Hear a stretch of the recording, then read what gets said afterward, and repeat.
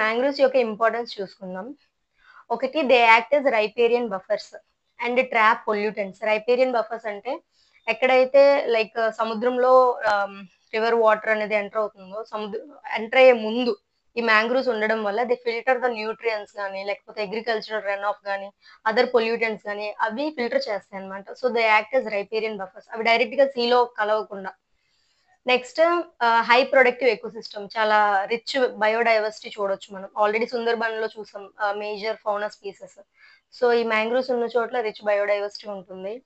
Next వీటి యొక్క complex root system వల్ల చెప్పాను కదా already, buttress roots, ప్రాప్ roots, stilt roots. ఈ కాంప్లెక్స్ రూట్ సిస్టమ్ వల్ల సునామీస్ అలాంటివి వచ్చేటప్పుడు, లేకపోతే సాయిల్ ఎరోజన్ నుంచి, సునామీస్ నుంచి కోస్టల్ ఏరియాస్ కి చాలా వరకు ప్రొటెక్షన్ అనేది ఇస్తుంది మ్యాంగ్రోవ్స్. దివిసీమ ఉప్పెన ఆ టైంలో కూడా మ్యాంగ్రోవ్స్ వల్ల చాలా వరకు ఈ సునామీస్ ఇవన్నీ కంట్రోల్ అయ్యాయంట. ఒకసారి చెక్ చేయండి దివిసీమ ఉప్పెన గురించి. నెక్స్ట్ కార్బన్ సింక్స్ గా యాక్ట్ చేస్తుంది.